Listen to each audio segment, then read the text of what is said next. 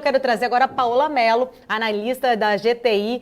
Paola, muito obrigada pela sua participação. Tenha um ótimo dia.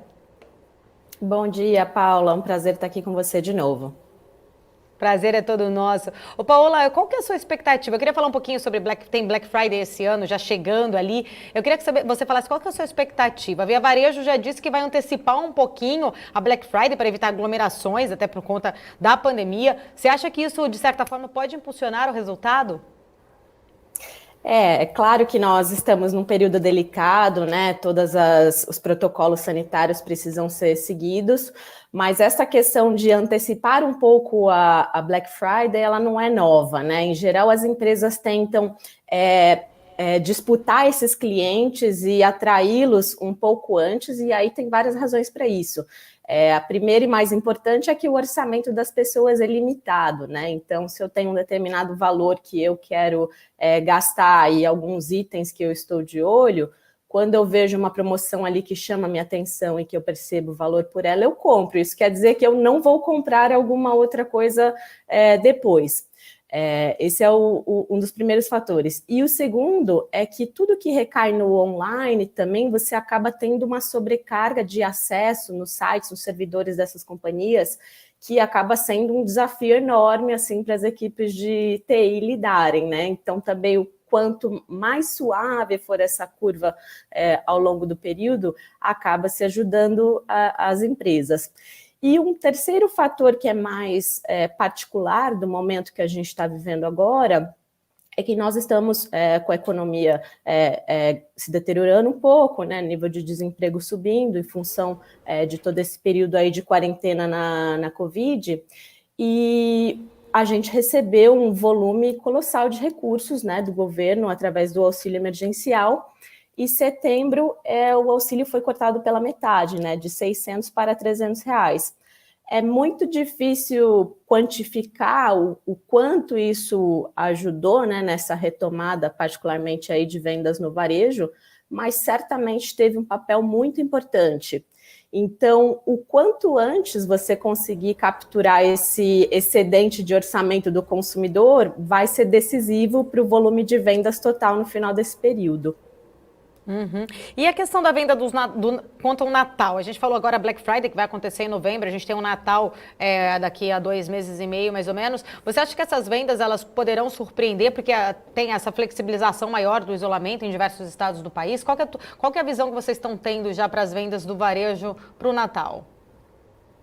O Natal eu imagino que ele seja talvez um pouco mais magro do que a Black Friday, né? Se a gente olhar os indicadores aí que são esperados, por exemplo, pelo EBIT Nielsen, eles estão falando em crescimento de vendas da ordem de 27% para Black Friday. Para o Natal, a gente deve ver números bem mais modestos, seja por essa questão, né, da deterioração da economia, seja pelo fato também de que, à medida que a Black Friday ganha mais adesão por parte dos brasileiros, as pessoas acabam antecipando uma parte das compras de Natal, justamente para se beneficiar desses descontos, né? Então, o quão melhor for a Black Friday, pode-se dizer que, da mesma forma, um pouquinho pior será o Natal. Uhum. Eu ainda queria falar com você sobre o setor de educação, mas antes quero trazer o Marco Saravalli aqui, que está do meu lado, que tem perguntas para você também, Paola. Fica à vontade, Marco. Oi, Paola, bom dia. Obrigado de novo pela presença, pela transparência, pelo acesso de sempre. Eu queria perguntar também um pouco sobre... Na última vez você falou um pouco sobre vestuário, né, a parte...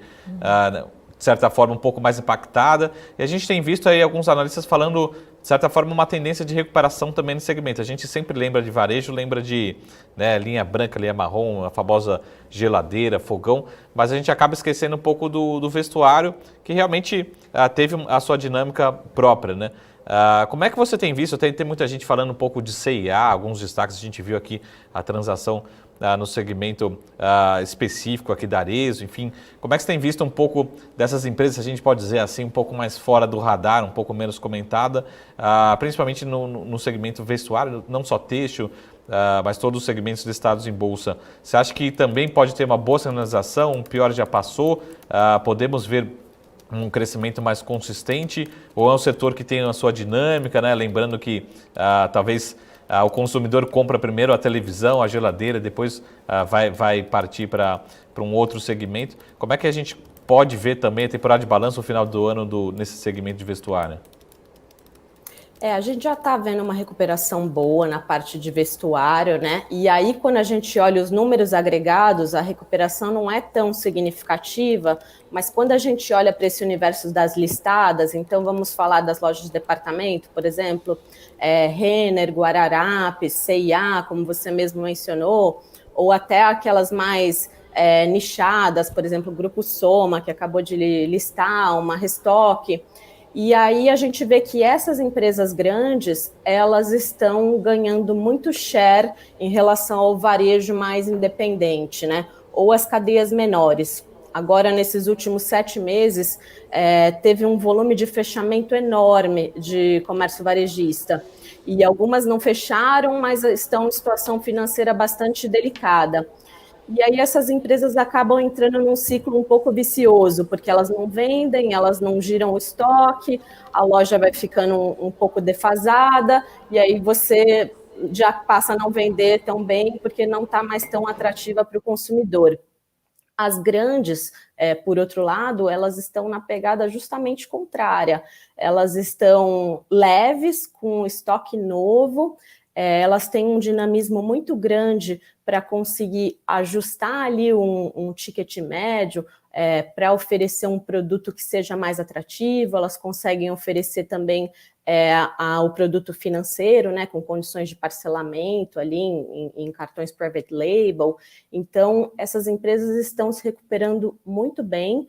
Acho que a gente já vai começar a ver isso nos resultados do terceiro trimestre, pelo menos dessas grandes, as que eu conversei aí ao longo das últimas semanas, elas já estão em patamares de venda parecidos com o do ano passado, e em alguns casos já estão, inclusive, apresentando números de venda positivos. Tá bom. Ô, Paula, só mais uma perguntinha, que é uma pergunta que eu sempre recebo, que ela é um pouquinho mais atemporal, assim, não é tão temporada de balanço, mas a famosa pergunta em relação à Amazon, né? A Amazon parece que dá muita alegria, mas também tira muito sono. E aí vem assim ondas, né? Agora a Amazon que vem com força, vem fazendo barulho, né? E aí parece que a Via Varejo, a Magazine Luiza sai mais forte, né? As grandes empresas. Enfim, como é que a preocupação de um investidor, né, de grandes empresas brasileiras tem que ter em relação à Amazon, tá? Ou seja, convive normalmente, tem espaço para todo mundo, ou uma hora a Amazon realmente vai roubar espaço? Como é que você está vendo a atuação, principalmente da Amazon ou outras empresas estrangeiras aqui no Brasil? Mas acho que o caso mais emblemático é a Amazon. Vem, não vem, rouba espaço, incomoda? Como é que a gente tem que decidir nosso investimento olhando para as empresas brasileiras em relação a esse movimento da Amazon aqui no Brasil? A Amazon é o maior player do mundo, né, nesse segmento, e precisa ser visto assim com muito respeito. Eles têm bolsos fundos, podem acelerar a hora que quiserem. Eles estão aqui já no Brasil há muito tempo, né? Começaram pequenininhos com os livros, aprenderam sobre a logística, aprenderam especialmente sobre a questão tributária, que é bastante particular aqui do Brasil, e expandiram bastante o hall de categorias. Agora eles estão fazendo investimentos importantes em logística. Então eles já têm 2 centros de distribuição aqui na região sudeste. Então isso mostra que eles estão aqui para ficar, sim.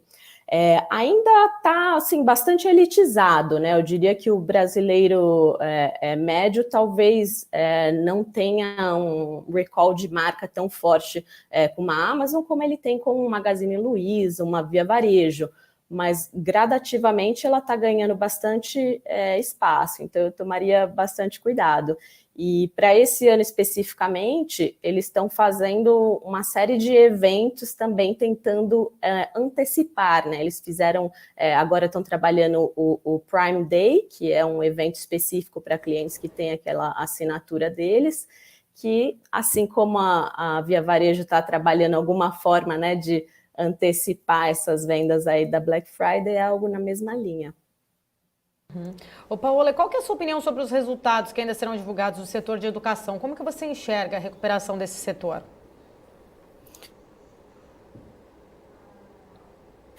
para as empresas de educação, né? A gente está vendo aí alguns dados que estão saindo na mídia, por exemplo, esses dados de inadimplência que a Semesp compila, eles estão falando de um aumento de inadimplência aí da ordem de 30% ano contra ano, então é bastante coisa.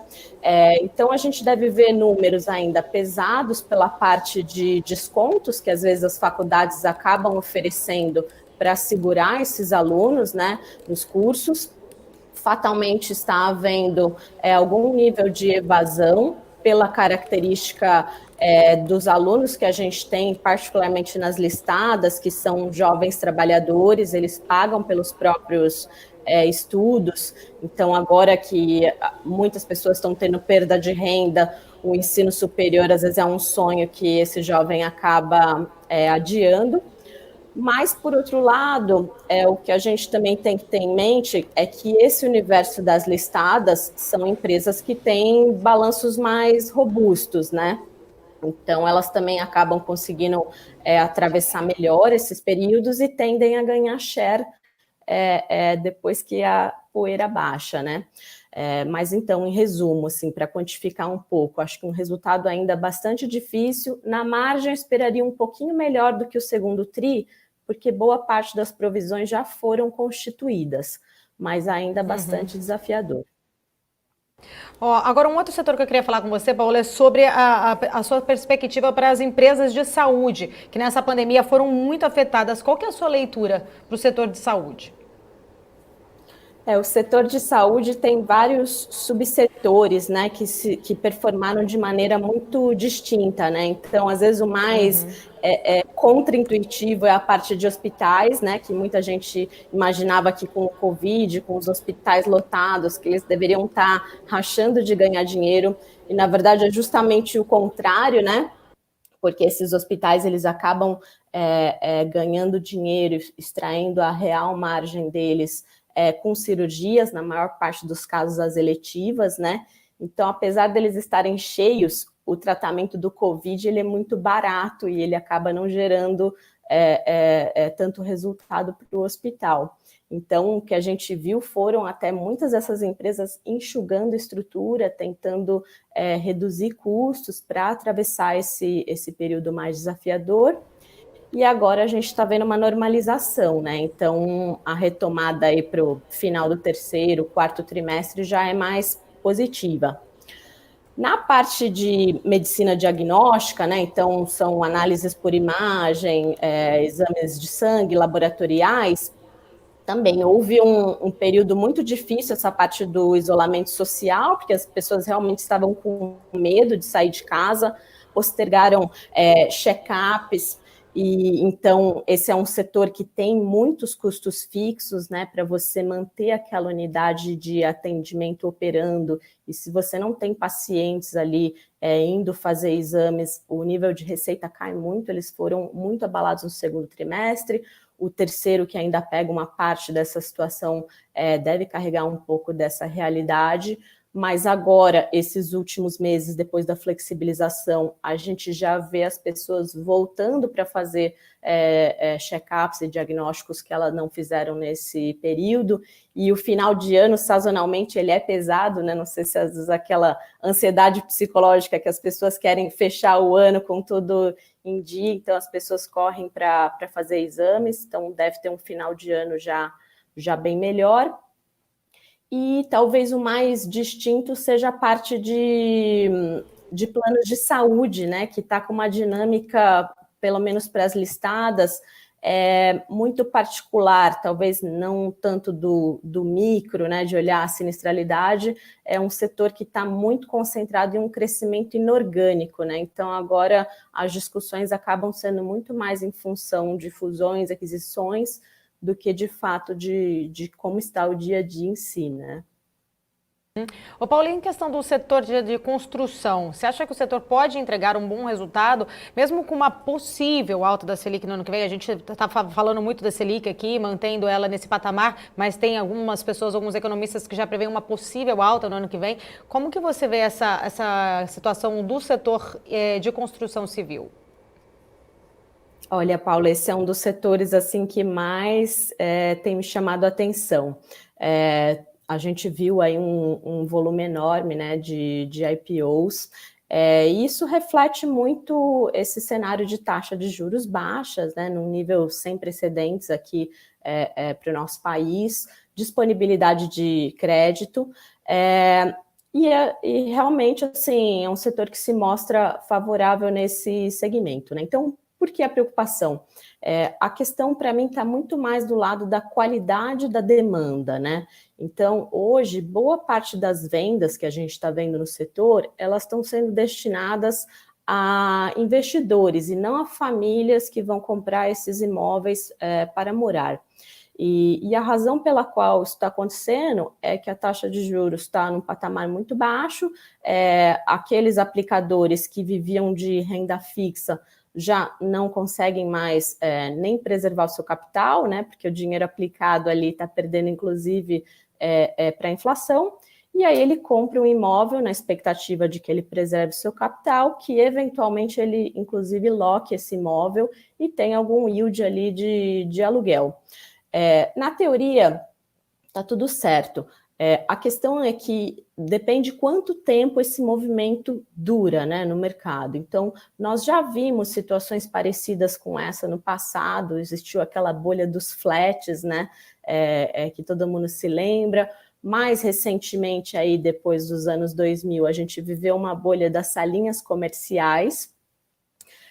E agora eu temo que nós possamos estar ingressando aí numa bolha desses apartamentos estúdio, que são imóveis residenciais pequenos para locação. Então, se a gente não observar uma retomada aí mais considerável da renda e, por consequência, de venda de imóveis para famílias, eu fico um pouco preocupada com a sustentabilidade desse ritmo de vendas e também do que pode acontecer com os preços à medida que essas pessoas se derem conta de que nem todos vão conseguir locar esses imóveis e alguns vão desistir dessas compras ou tentar revendê-los no mercado, né? Então, quando eu olho esse tipo de risco que a gente está enxergando aí nesse perfil de imóvel especificamente, e o preço das ações atual, assim, que estamos falando assim de ações negociando a no mínimo 2 vezes o valor patrimonial, que é bastante alto para esse setor, eu fico assim um pouco receosa, assim, é um setor que a gente vê com bastante cautela aqui. Uhum. E você falou bastante sobre a questão dos IPOs nesse setor de construção. Qual foi o principal motivo de a gente ter visto tanto IPOs nesse ano do setor de construção? Uma coisa que eu sempre gosto de colocar, eu falo assim, ninguém conhece melhor a empresa do que o próprio dono, né? Então, quando o dono está disposto a vender, uma coisa a gente pode ter certeza, o preço está atrativo, né, para o vendedor, né, não para o comprador. Então, esse é um primeiro ponto que a gente tem que levar em consideração. O segundo é essa perspectiva de taxa de juros baixa, né, um dígito baixo é algo realmente novo para o Brasil. Então, qual é o problema, né? A questão é que essas empresas, elas são empresas de projeto, né?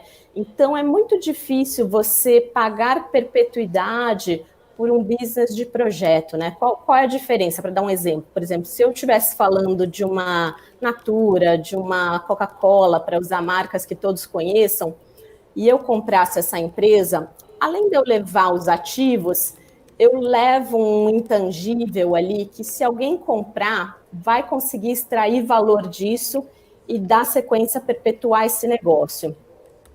Quando eu estou falando de uma construtora, boa parte dos ativos que tem ali, eles são monetizáveis a um determinado preço e eles têm muitos ativos substitutos e comparáveis. Então, por exemplo, se eu quero comprar um imóvel aqui no Itaim e o preço é R$14 mil o metro quadrado e eu tenho um imóvel da Cirela, ou um da Gafis, ou um de um incorporador particular, a minha primeira decisão ela vai estar ligada à localização.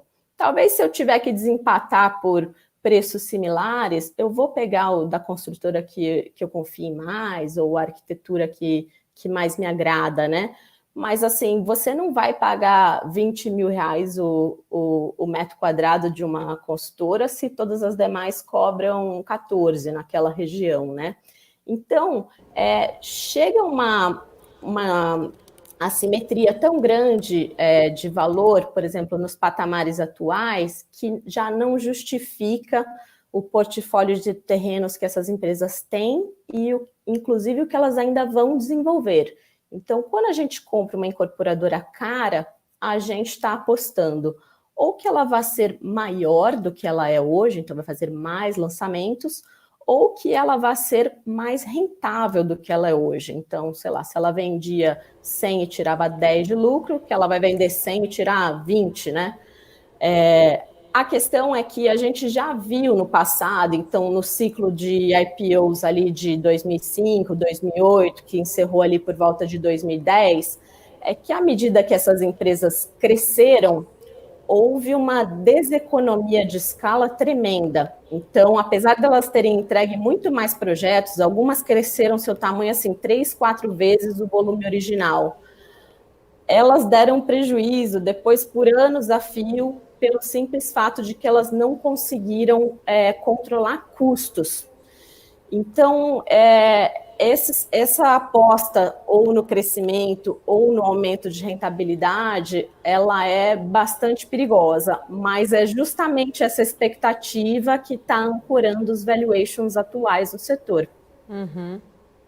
Tá ótimo, Paola. A gente agradece muito a sua participação. Só para deixar registrado, o Guedes aqui deixou uma frase te elogiando aqui no nosso chat. Parabéns, Paola. Muito didática. O pessoal gostando bastante da sua participação. A gente também. Quero dizer que você tem portas abertas aqui na BMC News. Muito obrigada, viu? Obrigada, Paula. Ótimo dia para vocês. Obrigada. Igualmente, a gente segue por aqui. São 11 horas e 40 minutos.